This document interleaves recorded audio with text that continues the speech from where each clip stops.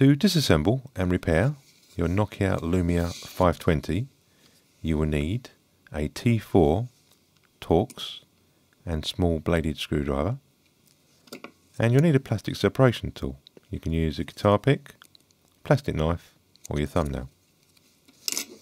If the screen is still responding, make sure the device is completely shut down.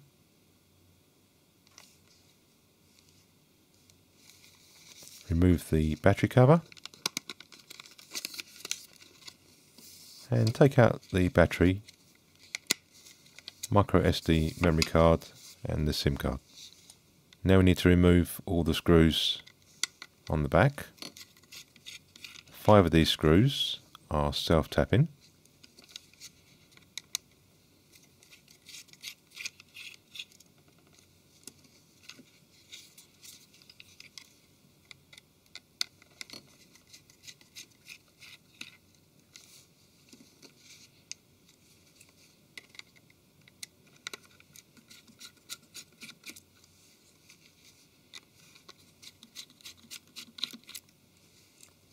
And these last 3 screws are threaded.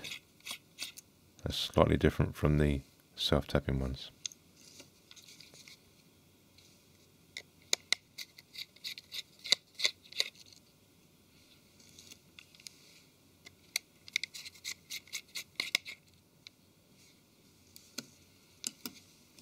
Using your thin plastic tool, separate the clips, which I've marked in white.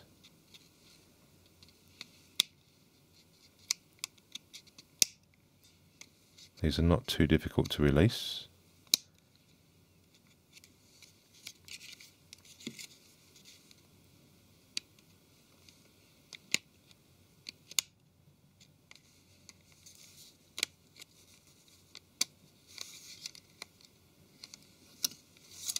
And then you can remove the rear casing. This contains the connections for the 3G GSM antenna, which you can see across the bottom. If you need to remove or replace the loudspeaker, you can lift this from the housing. When you fit the replacement, make sure the 2 contacts go towards the center.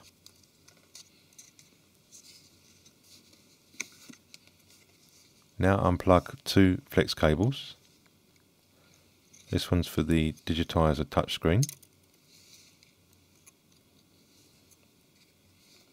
and this one's for the display screen. And gently lift the main board from the bottom past the clip. And now you can lift the main board up and away from the casing. This is the vibrating motor. This is a grounding or earth pin, volume up and down switch, another earth pin, your screen lock and power switch, and your 2-stage camera switch. This is the main voice microphone. The sound enters this small hole. The micro USB port can only be replaced using a hot air soldering iron to heat all the contacts at the same time. This is a test port for the 3G GSM antenna, your SIM tray, micro SD memory card tray. These are external test ports for the Wi-Fi, Bluetooth and GPS. The main camera can be removed by inserting a very thin blade each side, and the camera can be lifted out.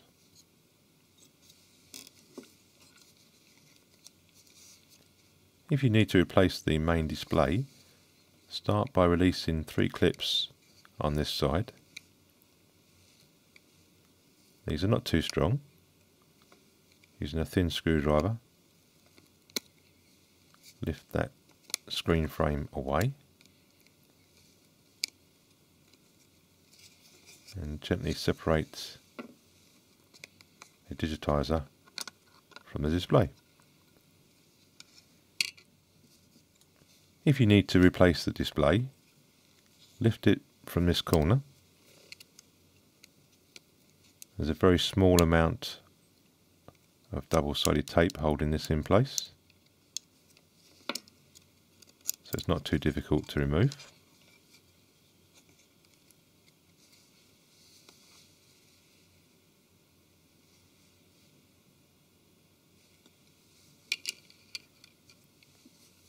These are the two strips of double-sided tape holding the display in place. If you need to remove or replace the headphone socket, gently lift that away from the casing. A small amount of double-sided tape holding that in place. And using a thin screwdriver, lift the flex away from the casing.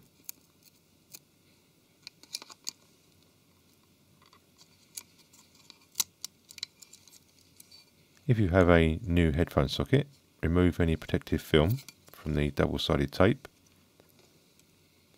and make sure that locates all the way down and that small pin lines up with the circuit board. If you need to remove or replace the earpiece, gently lift that away. You can use a little bit of heat to soften the adhesive.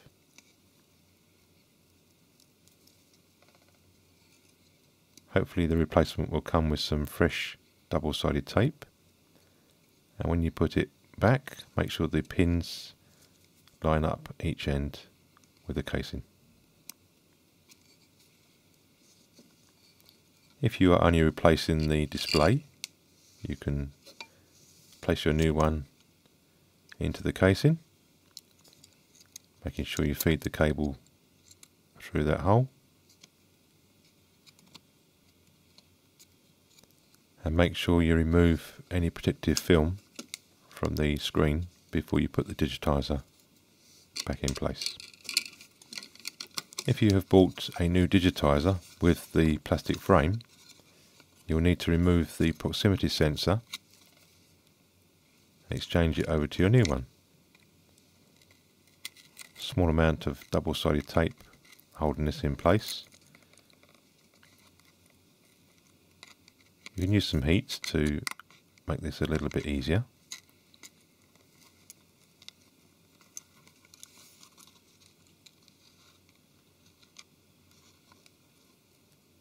And place that into your new digitizer frame. To remove the digitizer from the plastic frame, you need to use some heat and a plastic tool to lever the screen away from the frame. This can be done cold.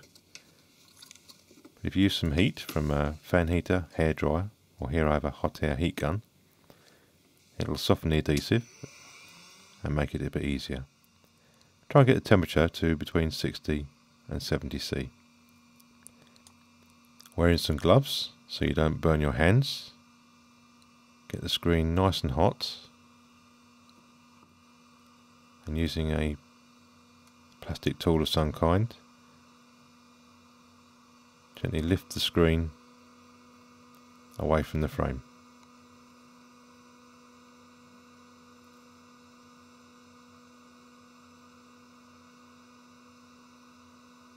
If you don't have a guitar pick, you can use a plastic knife.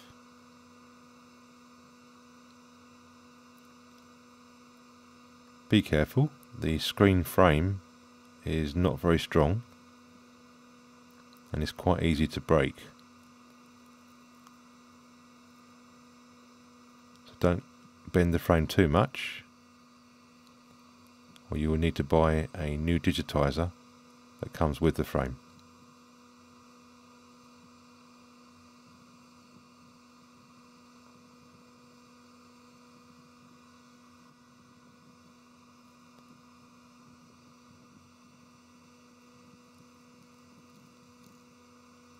This can be done cold, but you'll find it much more difficult to separate the digitizer from the frame.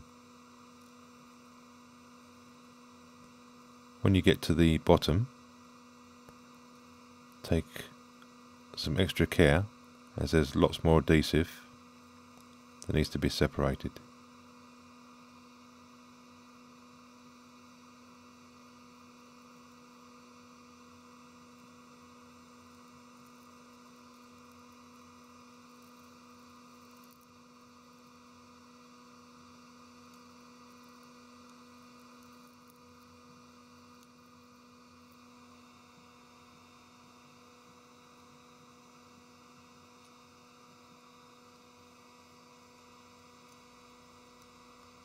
Be careful with the sides as the frame is very thin and breaks easily.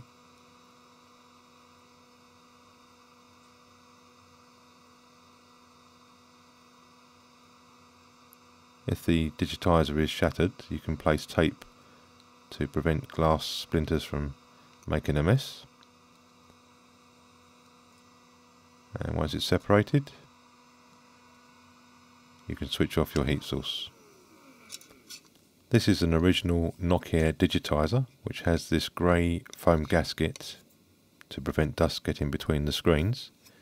There's also a very small number in this corner, and the flex looks quite a bit different from this aftermarket compatible. There's no number in the corner, no foam gasket, and the Nokia logo looks like it might have gone a bit wrong during the manufacturing process. But it does work okay.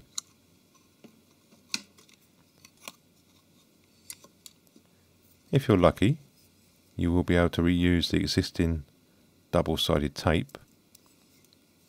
Make sure it's sitting down nice and flat all the way around the edges. If you cannot reuse it, you can apply some fresh double-sided mobile phone tape. This is extremely sticky and flexible compared to normal household tape. If you haven't got any double-sided tape, you can use this EvoStick Serious Glue. Apply a small bead around the outside edge, and you'll have about 3 minutes to place your new screen into the frame.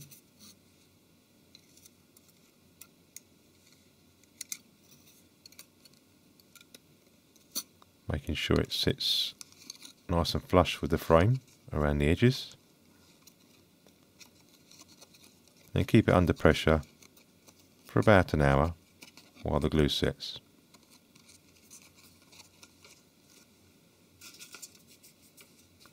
If you have a new digitizer, it should have a protective film on this side, so you shouldn't have to clean it. Replace the proximity sensor,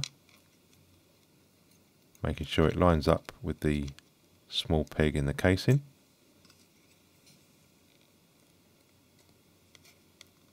And give that a good push down in place.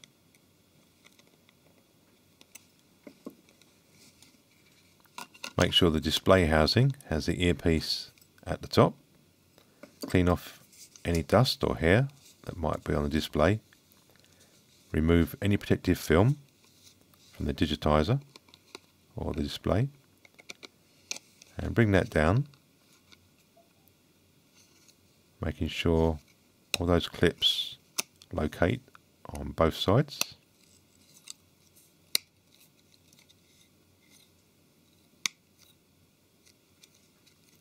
And now have a close inspection and make sure there's no dust or hair trapped in between the screens.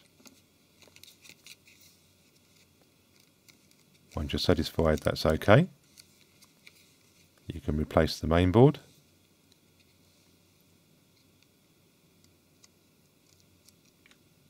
Making sure the display flex isn't trapped.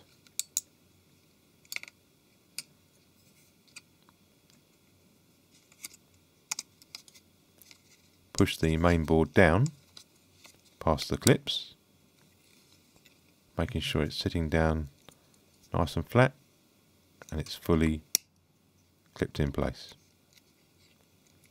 Now reconnect the digitizer flex.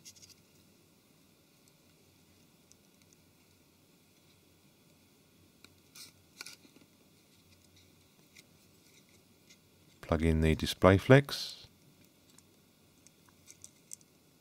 Keep moving the plug around until you feel it locate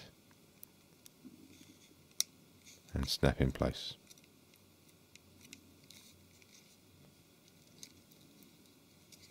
Now we can replace the rear cover.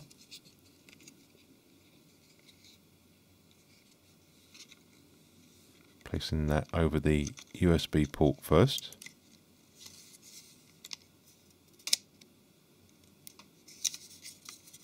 And pushing those clips down all the way around the outside edge.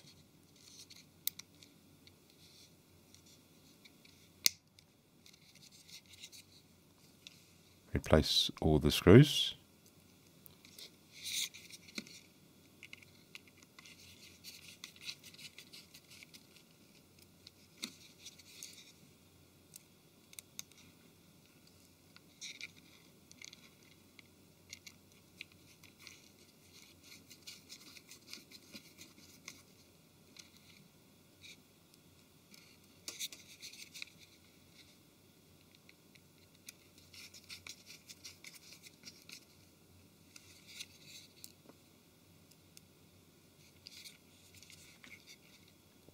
Only do these screws finger tight, otherwise you'll strip or snap the screw off.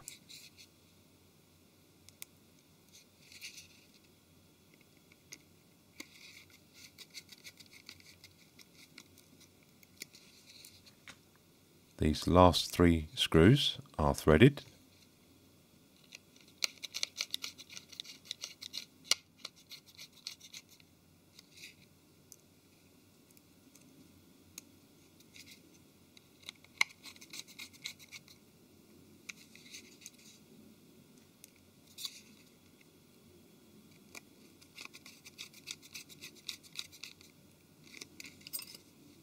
Now replace your SIM and micro SD card,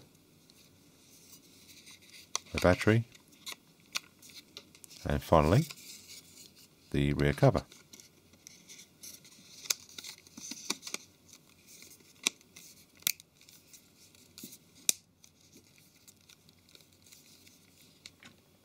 And you now have a fully repaired Lumia 520. If you have problems with the digitizer responding, make sure you back up all of your data and perform a factory reset. This can normally cure problems with the digitizer responding. If it still doesn't work properly, then you may have a faulty digitizer and you need to ask for a replacement. I've seen some comments mention that the new Amber update has stopped the aftermarket digitizers from working on some of the Lumias. You can either roll back to an earlier version or fit an original Nokia screen.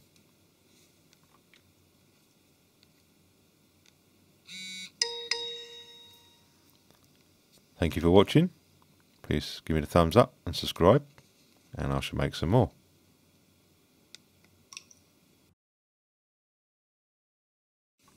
This sprung contact is for the GPS antenna. This one's for the Wi-Fi and Bluetooth. Make sure these are sprung high enough to make contact with the rear casing. These 2 are for the 3G and GSM antenna. Make sure these are high enough. You can test a new digitizer by unplugging your existing one. Then take your replacement digitizer and plug that in.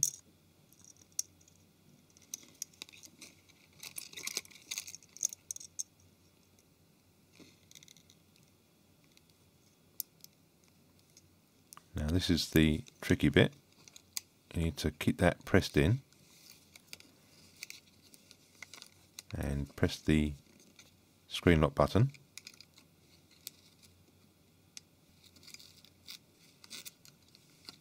And now you can check to make sure the screen is responding okay.